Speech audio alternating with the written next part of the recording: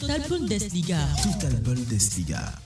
Avant de parler des affiches de la Bundesliga, la première information concerne Manuel Neuer qui est blessé dans ce match face à Leipzig et qui sera indisponible plusieurs semaines. Oui, c'est une mauvaise nouvelle justement pour l'équipe. On sait qu'il est une institution, il rassure, quand il est dans les bois, il donne beaucoup de confiance à son équipe. C'est, on va dire, l'homme fort du Bayern de Munich. Maintenant, il se blesse, ça arrive. C'est la vie d'un footballeur. Maintenant, il va falloir qu'il revienne vite, qu'il se soigne et qu'il se repose. Voilà, pour la suite, peut-être s'il pourrait revenir encore avant la fin de la saison. Avant de vous retrouver, Franck Lunyama, messieurs, Félix et puis Vicente, c'est un coup dur pour le Bayern à quelques jours de la reprise de la Ligue des Champions. D'autant plus que Félix, c'est l'homme à tout faire dans les buts. Il est là sur tous les matchs, sur les petits matchs de coupe. Il est là, il est toujours présent. Urlich, son remplaçant, qui n'a pas assez de temps de jeu. On ne lui donne pas assez de temps de jeu. Donc, on se rappelle lorsqu'un gardien n'est pas régulier dans les buts. Il n'a pas, mais quand même, il faut quand même le ménager sur certains matchs. Il faut vous rappeler le cas du troisième gardien burkinabé.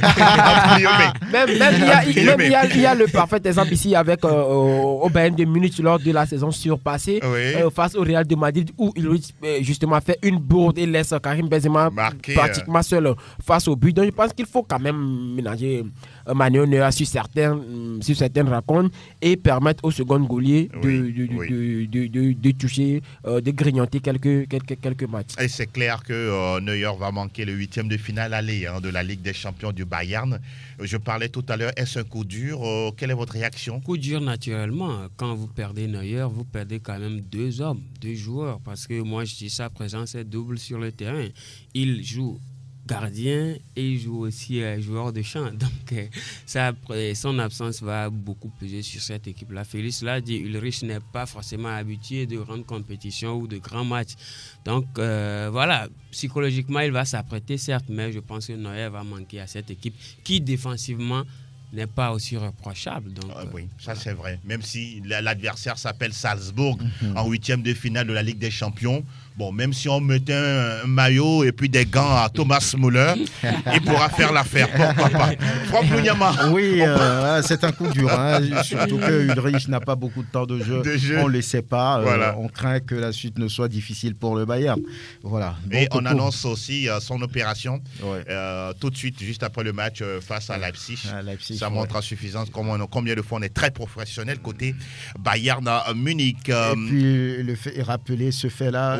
Neuer ne se remet pas facilement des opérations. N'est-ce pas? Souvenez-vous, au niveau de la Nationalmannschaft, il a eu des problèmes aux orteils, il a été opéré. La suite, on la connaît. Une élimination au premier tour en Coupe du Monde. Il ne s'est pas rapidement remis, donc on crée encore cette situation pour le Bayern. Et les autres résultats, et on va dire le Borussia Dortmund n'a pas été, on va dire, du tout verni à la maison. Pas du tout. Incroyable. Balayé par le Bayern Leverkusen, 2-5. C'est incroyable. On ne sait pas trop ce qui s'est passé, mais les jaunes et noirs ont juste disparu dans ce match-là. Ils n'ont pas existé. 5-2 à l'arrivée. Et Wolfsburg qui s'est promené également devant Greuther Fürth, c'est un peu logique. C'était face à la lanterne rouge, 4-1. Mayence domine Offenheim, 2-0. Le club du Togolais qui est disparu, a disparu du top 5 depuis un moment et qui se bat pour y retourner, mais pour le moment, les résultats ne reflètent pas cette envie. Cologne a dominé petitement Fribourg 1-0. Stuttgart perd à domicile 2-3 devant Francfort. 1 partout entre Arminia Bielefeld et puis Mönchengladbach et la victoire d'Augsbourg devant Union Berlin 2-0 et le match nul entre Hertha Berlin et Bochum tenu en échec justement par l'un des promus, 1 partout. Voilà un peu les résultats de cette 21e journée de la Bundesliga. Les meilleurs buteurs, on ne les présente plus. Ça reste Robert Lewandowski 4 buts, suivi de Patrick Schick. Ils sont là depuis 14 Real réalisations et puis Erling Haaland qui est également dans le, j'allais dire 18 pour Patrick Schick, hein, et puis Erling Haaland qui est à 16 réalisations. Lorsque nous prenons le classement, il n'y a pas de doute là-dessus, le Bayern est en tête, 52 points, et Dortmund deuxième malgré sa défaite, 43 points. Le Bayer Leverkusen boucle le top 3 avec 38 points. Union Berlin est de retour dans le top 5, 34 points, 4e. Fribourg, 5e, 32 points. Le club du Togolais Hoffenheim se retrouve maintenant 8e. Et au bas du tableau, la 14e position est occupée par Hertha, 23 points. 15e, Arminia Bielefeld, 22. Augsbourg, 16e, 22 aussi. 17e, Stuttgart, 18 points. Et puis Greuther Fürth, 10 points. 10 points et 18e. Voilà le classement.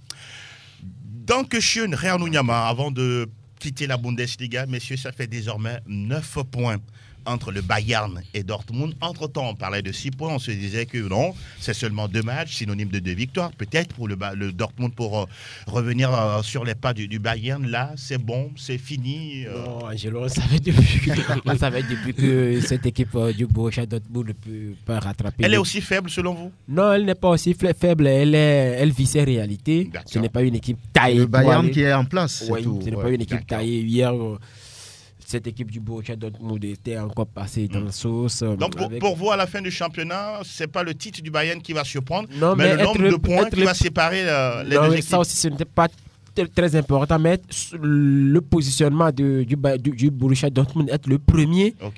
Des autres poursuivants. Vous l'avez dit la dernière fois. Oui, donc je pense que pour le moment, ça tient. Mais hier, Florian Wirtz m'a encore époustouflé avec sa prestation. Il a marqué un but et il a fait des choses intéressantes encore une fois dans le match.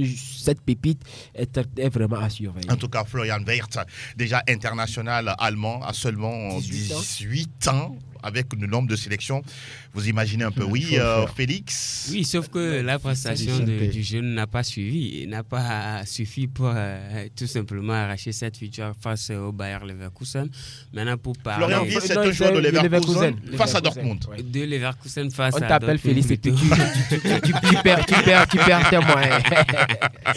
Pour parler du Bayern, je pense que même à 3 points, ce serait difficile pour les autres concurrents. N'est-ce pas? De quand même ravir ce titre au Bayern, on l'avait déjà dit. C'est une sorte de carapace que Dortmund s'est créé à lui tout seul parce que psychologiquement, on s'est dit qu'on pourra tout faire, mais on ne pourra pas détrôner le Bayern avec de grands moyens, de grands joueurs, de qualité. Le Bayern qui arrive quand même à piocher et à arracher certains meilleurs aux autres clubs qui le fait presque chaque année. Donc je pense que le Bayern, son hégémonie aujourd'hui est tout simplement normal et difficile même à lui arracher cela. Donc voilà, le Bayern, le Dortmund, comme Félix l'a dit, est en train de vivre ses réalités, de faire la politique de ses moyens, d'être à la deuxième place, de se contenter de cela. Parce qu'ils savent très bien que le Bayern, là... C'est difficile, c'est compliqué. Irrattrapable, simplement. Ils vont essayer. Mais bon, on connaît un peu la suite concernant cette Bundesliga. Il vous parlait tout à l'heure de Florian Wirtz, 18 ans. Il a en tout cas pour l'instant 4 sélections. Il a fait presque toutes les sections de la Mannschaft, que ce soit les U15, les U16, les U17, Espoir même. Et aujourd'hui, c'est un des futurs cadres de Hansi Flick en sélection, Florian Wirtz. Retenez ce nom. Et c'est bien terminé pour la Bundesliga. On file désormais du côté de... Tout à l'info Ligue 1. Info Ligue 1. Nous restons dans l'Hexagone pour parler de l'acte 23 de la Ligue 1. Et nous évoquons la belle victoire de Saint-Etienne, 3-1 face à Montpellier. C'est la première victoire à domicile de Pascal Duprat. Et il dit ceci, Franck, avant de vous retrouver pour l'analyse de ce match. Ce succès m'offre une cure de jouvence. Ça fait longtemps que je ne le suis plus et ça me rappelle une prime de jeunesse Qu'est-ce que vous comprenez par cette déclaration de Pascal Duprat? On sait qu'il a pris un club en difficulté, un club qui ne se retrouve pas, Saint-Étienne, qui se bat contre la relégation. On sait que c'est un monsieur qui est arrivé à sauver plusieurs clubs qui se retrouvaient dans cette situation-là. Voilà. Et c'est une victoire importante, une première, vous l'avez dit, à domicile. Donc, il se dit que les joueurs ont fait le travail, ça a réussi pour lui et il a une certaine fraîcheur qu'il dégage à partir de cette victoire, une première à domicile depuis longtemps. Donc, je pense que Saint-Étienne, avec son objectif de maintien, est en train peut-être de se positionner, prendre des points, est important pour lui, quel que soit le match, parce qu'il ne faut plus laisser des points en chemin. Exactement. Et ça leur permet de revenir un tout petit peu sur le premier, non relégable. Donc, au-delà de ce match, il a dit, ou bien après ce match, il a dit, on n'a rien fait. C'est-à-dire qu'ils ont gagné, mais il y a beaucoup de choses à faire encore pour maintenir le club. C'était important pour Wabi Kazri et ses coéquipiers. Donc, ils étaient menés. Ils sont revenus dans la partie pour gagner finalement 3-1. C'était bien pour Saint-Étienne de pouvoir réagir. Il va le faire. C'est bon. Oui, il va maintenir le club. Il peut compter sur les performances de ces joueurs.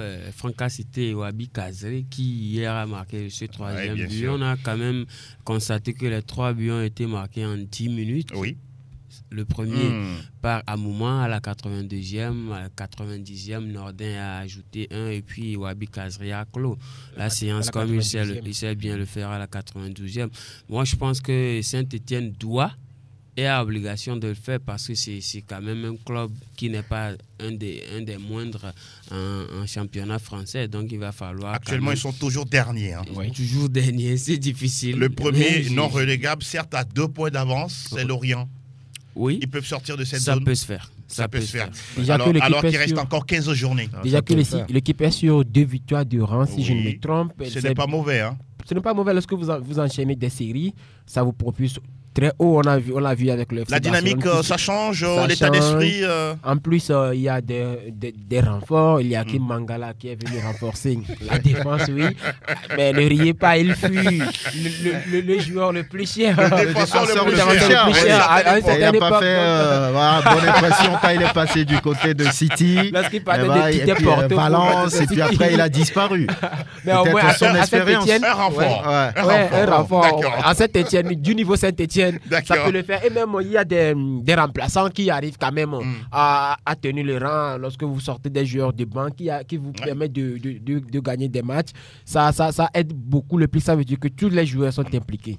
Et pourquoi pas les performances de Charles Abi, ou de Neyou, le Camerounais. Il a été prêté, non? Oui, il est revenu. Il a été prêté entre-temps. Mais bon, on attend de voir. Ce qui est bien pour Saint-Étienne, c'est que Bordeaux aussi... ne fait pas... Merci bien. Ça lui permet d'espérer. On en parle. Bordeaux qui a été corrigé par Reims, 5-0. Et messieurs, je vous donne une statistique. Ça fait 58 buts encaissés en 23 matchs cette saison. C'est le plus haut total parmi les 5 majeurs d'équipe. Cette équipe, on ne la reconnaît plus. C'est difficile. Le club est en train d'aller dans les profondeurs, j'allais dire, de la difficulté. Oui, non, c'est 19e au classement. Oui. 19e au classement. Franck veut les enfoncer un peu plus.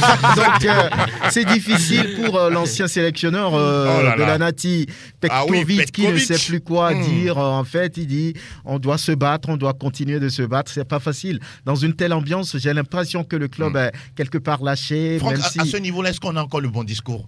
C'est compliqué. Hein? C'est compliqué. Maintenant, il est là, il doit juste remotiver sa troupe, il doit parler dans le sens positif pour ne pas finalement totalement chavirer. C'est une sortie, des sorties qui apportent du courage. Et puis cette volonté de continuer par défendre les couleurs de Bordeaux, c'est quand même compliqué, très difficile, surtout cette débâcle-là, encore une fois. Mais Bordeaux est sur le chemin de la relégation. Vous le dites si bien. Pourtant, les Girondins se sont renforcés avec Marcelo, l'ancien défenseur du affaire de renfort, là, franchement. C'est le mercato. Normalement, on devait faire venir des joueurs. On devait faire venir des joueurs. Marcelo, l'ancien de Lyon. L'ancien de Lyon, parce que c'est un défenseur solide qui est aussi intéressant. Donc, je pense que normalement, ça devrait le faire. Encaisser 5 buts juste après le mercato hivernal. Et ça fait 14, c'est un coup de massue. Hein. 14 encaissés en 3 matchs. Et comme le Franck le disait tout à l'heure, ils sont en route pour la relégation. Mais en même temps, ils sont en route pour devenir la pire défense de Ligue 1 du 21e siècle. L'équipe qui a le plus encaissé lors d'une saison, ça remonte en 2015-2016 et il s'agissait de 3. L'équipe de 3 avec les stacks si vous voulez, avec 83 buts inscrits encaissés en une saison. C'est quand même extraordinaire. Non. Pascal Dupré est passé par là. On reste toujours en Ligue 1 pour évoquer cette victoire également autoritaire de Monaco à domicile, 2-0 face à Lyon grâce à Ben Yedder. Oui, c'était un peu la surprise du chef. Et voilà, Monaco a mérité tout simplement. On a quand même eu Peter Bosz dire que je suis responsable, mais mes joueurs n'ont du tout pas joué. Maintenant, je pense qu'ils vont avoir quand même la chance de récupérer. Ils sont restés trop dans l'euphorie du match face à Marseille gagné. Oui, je pense. Peut-être que les Lyonnais n'aiment pas enchaîner des victoires face au sûrement. Sinon, il allait enchaîner face à Monaco. Mais en général, je pense que c'est les joueurs qui ne se sont pas trop donnés. Donc voilà. Maintenant, ils vont quand même avoir la chance de récupérer Karl Toko et Kambi. Il y a aussi le retour de Tanguy Ndombele qui normalement doit encore évoluer. Élever son niveau. Qui doit élever son niveau parce qu'il y a un moment donné, il était quand même l'un des meilleurs joueurs. Exactement, mais après, c'est encore. Ce n'est pas constant, ce n'est pas régulier. Voilà. Ils ont aujourd'hui la chance d'avoir encore Tanguy Ndombele qui pourra encore apporter de son expérience qu'il a acquise au niveau de la Première Ligue. La Première Ligue avec Tottenham. Oui, aujourd'hui 8e au classement. Ce n'est pas à l'honneur de Lyon quand même. Ce n'est pas à l'honneur de Lyon, mais ils reviennent de train parce qu'il y a un temps, il était 11e. Donc, on peut les comprendre, on peut 8e et 11e. Ça nous rappelle un peu les classements à l'école primaire. Il y a beaucoup de doutes dans cette équipe de Lyon. Et les Aouar qui voulaient partir et qui finalement n'ont pu partir. Il y a, on va dire, Shaqiri qui est là et qui ne joue pas. Le cas de Boateng, comment vous le trouvez dans ce groupe-là? J'ai envie de dire qu'il ne s'est pas bien intégré. Il n'arrive pas à diriger cette défense. Il n'arrive pas à porter son expérience. Il n'arrive pas à jouer en patron. Peut-être c'est les choix de Bosz qui ne lui permettent pas d'évoluer comme il se doit. Le début, peut-être. C'est quelqu'un aussi qui prend de l'âge. C'est aussi une possibilité. Il prend de l'âge et puis une équipe qui n'est pas du tout bien ces derniers temps. Ce n'est pas facile pour les Lyonnais avec son président qui est là et qui met la pression. Donc c'est difficile. Il est omniprésent. Omniprésent, c'est difficile pour Lyon de pouvoir enchaîner face à un club de Monaco qui revient avec le technicien belge qui a envie de jouer ou bien qui aime jouer comme Pep Guardiola. Le football porté vers l'avant, porté vers l'attaque. Donc ça a été compliqué.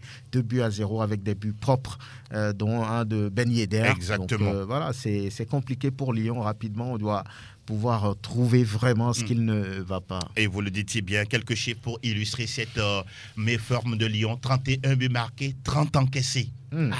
C'est incroyable. Autant de buts marqués qu'autant de buts 31 buts marqués et on encaisse 30. C'est vraiment hallucinant pour cette équipe lyonnaise. Et l'on évoque la belle victoire de Marseille, 5-2 face à Angers avec un triplé signé Arkadiusz Milik. Ouais, avant le match, c'était, comment l'appelle-t-on, Roten. Jérôme Roten. Oui, l'ancien champion du monde. Champion du monde, oui. Non. Il a failli être champion d'Europe avec Monaco en 2004. Il n'était pas en 2006. Non, pas du tout. Allez-y. Roten qui disait que Milik ne devait pas être titulaire. Il a torché dessus. Oui, et malheureusement, à la fin de la rencontre, Milik l'a répondu de la meilleure des façons sur le but. Je pense que c'est un joueur qui avait un peu de mal à s'intégrer à ce collectif. Peut-être que c'est lui qui n'arrivait pas à comprendre le reste de l'équipe ou même le discours de son entraîneur. Mais maintenant, on sent que ça va. C'est un joueur quand même de qualité.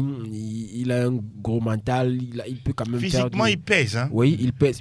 Beaucoup sur la défense adverse. On l'a vu dans ces 3 buts marqués. Je pense que c'est une bonne chose pour cette équipe de l'Olympique marseillaise qui arrive quand même à enchaîner des victoires. Même avant le match, l'entraîneur ne lui a pas fait cadeau. Il dit aujourd'hui, l'important, moi je mets les joueurs sur qui me font le boulot. Il l'a piqué, là. Ce n'est pas une question d'être Sampaoli ou bien d'être Milik.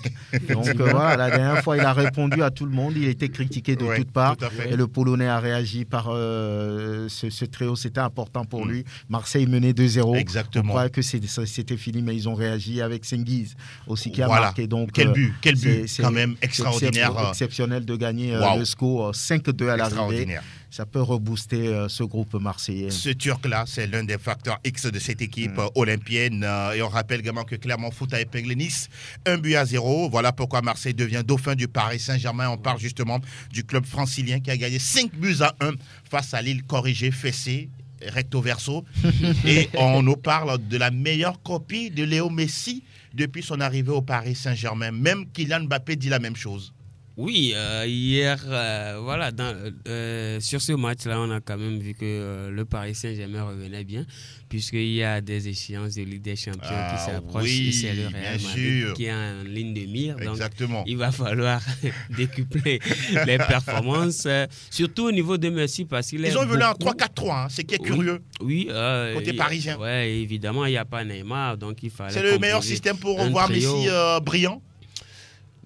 Peut-être. Il était au cœur du jeu. Mais je peux dire que Messi, il est malléable. Il peut jouer dans n'importe quel système. Sauf qu'aujourd'hui, au Paris Saint-Germain, il a du mal à s'intégrer avec quelques blessures, quelques bobos. Oui. Je pense qu'avec tous ces matchs-là et ces échéances qui vont venir en Ligue des Champions, il va s'adapter, il va vraiment intégrer le club. Maintenant, sur ce match face à Lille, oui. Il a été tout simplement exceptionnel avec un but, un petit pichenette. Dont il a le secret. Hein. Dont il a le secret. Oui. On a vu quand même Kylian Mbappé qui était aussi... Quel but également de Mbappé, de l'extérieur de la surface à la Thierry Henry. Très présent dans le match. Ouais. Et Presnel Kimpembe qui marque son tout premier but. Danilo également qui fait un doublé. Danilo qui fait un doublé, ce qui ne peut pas se passer tous les jours. Donc, voilà, c'était une équipe du Paris Saint-Germain qui avait quand même satisfait beaucoup de monde parce qu'il y a quand même le Real en ligne de mire. Il va falloir tout simplement sortir de très belles formes. Un sacré client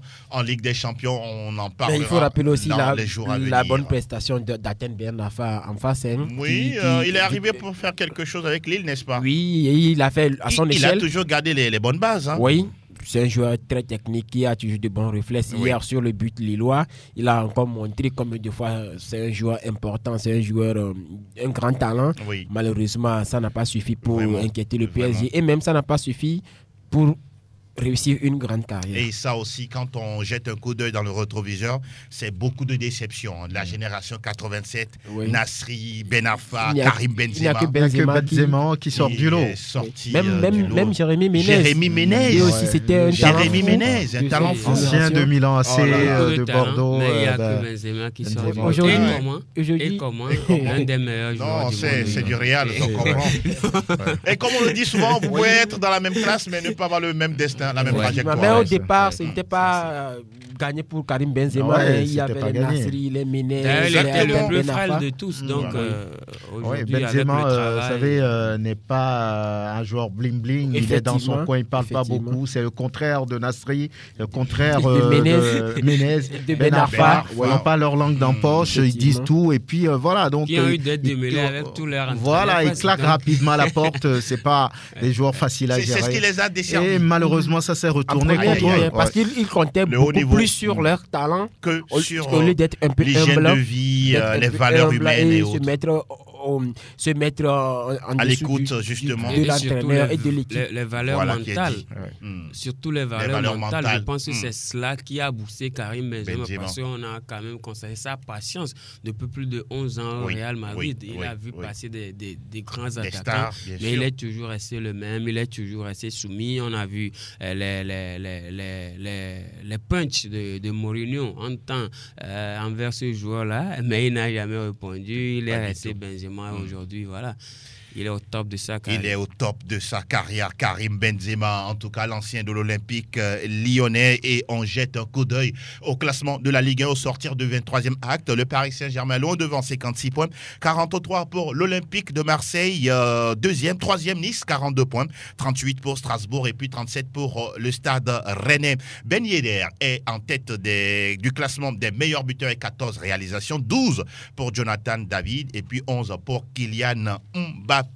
Voilà, messieurs, on a fait le tour des majeurs, même si en première ligue, ça ne jouait pas championnat, mais plutôt la Cup. Oui, United qui est éliminé, vous le savez.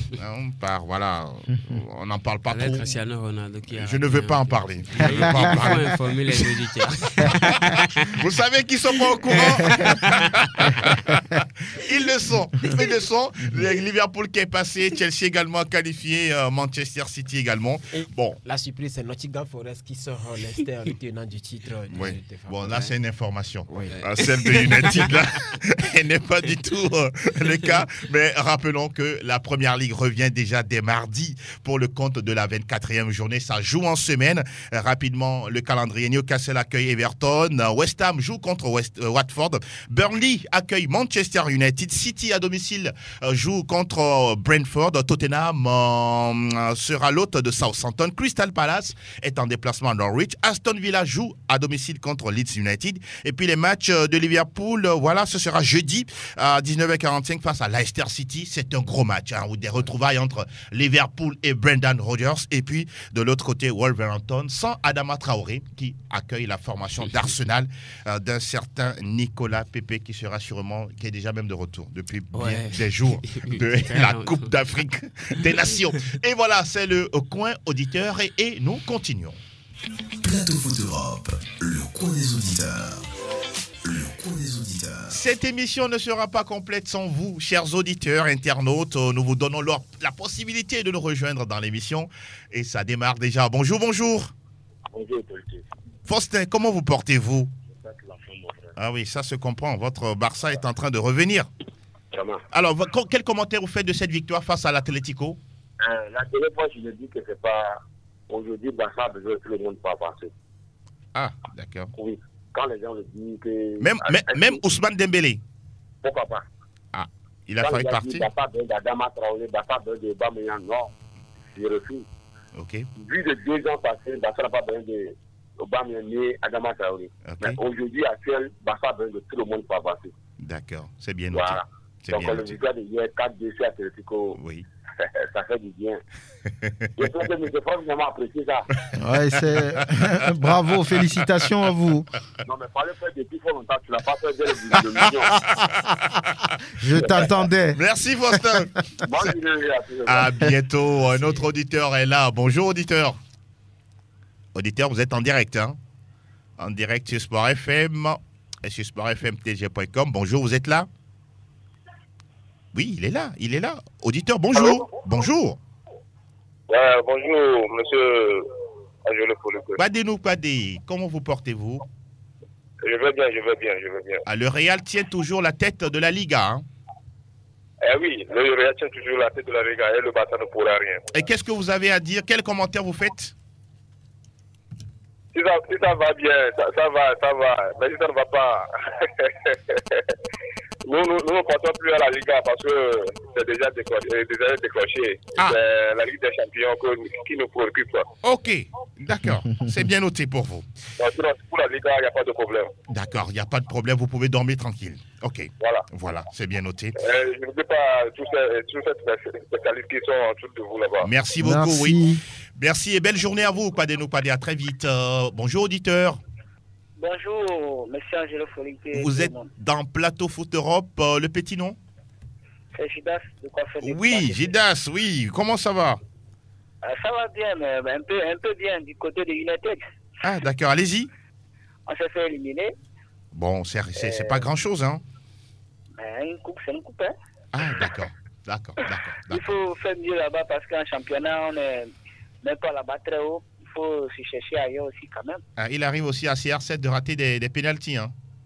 Même à tout le monde, le plus grand tireur au monde aussi rate. Ah, d'accord. Ce n'est pas lui. De l'autre côté de Real Madrid, ça avance. La Liga sera à nous quand même. Bon boulot à vous et bien des choses à vous. Merci beaucoup, Gildas. La Liga sera à vous. En tout cas, on croise les doigts pour les fameux supporters des Merengues. Auditeur en ligne, bonjour. Oui, bonjour. Le petit nom, là? Aziz de Barcelone. Oui, allez-y, Aziz. Oui. Vous voulez parler de quoi avec nous? Je voulais parler de la contre Barça. Oui, diminuez un peu le volume de votre poste, s'il vous plaît. Ça va mieux? Ça peut aller, allez-y. Bon, j'espère que maintenant, Barça, là, ça va mieux. Ok. Vous voyez de bons signes? Oui. On voit du bon. Qu'est-ce que vous appréciez désormais sur le match, par exemple, d'hier? Qu'est-ce que vous avez apprécié? Bon, on a apprécié comme Adama Traoré. Oui. Bon, j'ai vu son match là, c'est bon. D'accord. Je pense aussi c'est mieux. Ok. L'attaque aussi là, c'est bon. Ça peut aller. Ça peut aller. En tout cas, beaucoup de courage à vous. Merci. Et la prochaine sortie du Barça, ce sera face à l'Espagnol. Hein. C'est le derby catalan. Voilà, on suivra exactement cette sortie-là. Merci beaucoup, Aziz. À très bientôt. Bonjour, auditeur. Bonjour, monsieur Agir. Merci. Le petit nom, s'il vous plaît. C'est Abdallah. Abdallah. Oui. C'est la première fois que vous nous appelez? Oh, bon, ça fait peut-être la 3e ou 4e fois même. Ah, ça fait longtemps, en tout cas, un peu un moment, n'est-ce pas? Abdallah, nous vous écoutons, allez-y. Ok, juste pour vous dire un petit bonjour. Merci beaucoup. Et rappeler à Parlon que c'est le Real Madrid qui entraîne. Hein? Votre cœur bat pour le Real? Oui. D'accord. Je suis premièrement lui envoyé un carton jaune. Vous êtes inquiet? Totalement inquiet, puisque la manière dont il gère les joueurs, oui, c'est ça qui est à la base des blessures des joueurs même. Ah, ok. Oui, mais il a un bon effectif et il n'arrive pas à gérer. Il ne trouve pas les joueurs. Bon, ça fait que les joueurs, de temps en temps... Et ils se mélangent dans les choix, selon vous? Voilà, c'est ce que je voulais dire, en fait. Ah, d'accord. Ok. Et donc, ok. C'est le Real, hein. Abdallah. Qu'il ne soit pas surpris à la fin de saison, se voyant virer, quoi. Ah, d'accord. Mais tout le contraire, vous êtes inquiet par rapport à ce Real, d'aucuns disent que tout va bien. Donc, on comprend. Ah, moi, bon, je suis un peu inquiété. D'accord. Bon, mais c'est pas ça le Real qu'on mais restez courageux quand même, restez courageux pour la suite. On attend de voir. Merci beaucoup, Abdallah, et très bonne journée à vous. On se donne rendez-vous prochainement. Notre auditeur est là. Bonjour. Bonjour. Oui, nous allons bien, et vous? C'est monsieur Ayao Anani. Monsieur Ayao Anani, oui, nous vous écoutons. Moi, je suis supporter du Real Madrid. D'accord. Cette année, je suis sûr qu'on va prendre la Liga et puis la Ligue des Champions. Vous êtes sûr de ça? Je suis sûr de ça. Donc, on va noter ça. Je note ça pour vous, hein, la Liga et la Ligue des Champions. Je note ça pour vous. Et en plus, j'aimerais dire à tous les supporters de l'Étoile que nous sommes derrière eux. D'accord, pourquoi pas. Merci beaucoup, monsieur Anani, et belle journée à vous. On va prendre l'avant-dernier. Bonjour, vous êtes là? Bonjour. Bonjour. Oui, le petit nom, s'il vous plaît. Alors, c'est adjudant-chef Yerima. Oui, adjudant-chef Yerima. Nous vous il faut que les supporters de Real se trompent. Ah bon? Non, il faut que je vous dise la vérité là. Allez, nous vous écoutons. Il faut que je vous dise la vérité. Ils se trompent. Ah bon? À quel niveau? À quel niveau? Ils vont rater la Ligue des Champions et ils vont rater la Liga. Non, c'est vrai. Oui, adjudant-chef. Bon, il faut demander Renaud. En tout cas, prochainement, on va se voir. Il n'y a pas de souci. C'est bien noté. Il se vante seulement rien. Mais adjudant-chef, ils ont raison de croire en leur équipe, non? Non, ils sont malades. Bon, ok, d'accord, c'est bien noté. On a compris. Le Paris va aller couler là-bas. D'accord, on a compris votre réaction. Le Real ne pourra pas gagner ni la Ligue des Champions ni la Liga. C'est bien noté pour vous. Vous faites bien des ennemis. Hein. En tout cas, le dernier auditeur dans cette émission, 92 361 97 24 26 26. S'il est là, oui, s'il n'est pas là, nous allons comme ça boucler l'émission. Voilà, Anas me fait signe qu'il est là. Bonjour, bonjour. Oui, bonjour. 30 secondes, s'il vous plaît. Le petit nom? Le Madrilène. Oui, allez-y. Oui, c'est pour dire à l'adjudant-chef que c'est lui-même qui se trompe. D'accord. Nous sommes là pour gagner la Liga et puis la Ligue des Champions. Et puis on les attend au match retour. Ah, d'accord. D'accord. C'est C'est bien noté également pour vous. Le match a déjà commencé. Ah, voilà qui est dit. Merci infiniment. On aime tout ça, en tout cas dans la bonne humeur, surtout le fair play, parce que le football n'est qu'un jeu, messieurs, n'est-ce pas? On est arrivé à la fin de cette aventure. Vicente Dossolé, je vous vois sourire. Une aventure très intéressante, avec des auditeurs intéressants. Oui, c'est clair. Ah, ça a été un plaisir. Merci beaucoup. Félix, voilà. Ouais, toujours un plaisir de partager ce plateau avec Franck Nunyama et Vicente, avec vous. Vous n'êtes pas... voilà. Bon, il y a du vert dans votre t-shirt. Bon, non, mais moi j'ai apprécié la victoire du Sénégal hier. Ouais, c'est clair. Oui, félicitations. Mais je ne sais pas comment les deux vont se retrouver à l'entraînement très bientôt. Hein. Déjà, ils se sont retrouvés hier même dans les vestiaires. Après oui, le match, mais bon, ça, apparemment, c'est de façade. Hein. Au fond du cœur, on sait ce qui se passe. Bon, Franck Nunyama, vous serez leur avocat. C'est de très grands joueurs. Ils savent ce qu'ils veulent. Voilà. Ce serait bien de manger du thieboudienne ce matin. Alors, on dit merci aux auditeurs qui nous soutiennent. Bonjour à Esther. En tout cas, voilà qui est dit.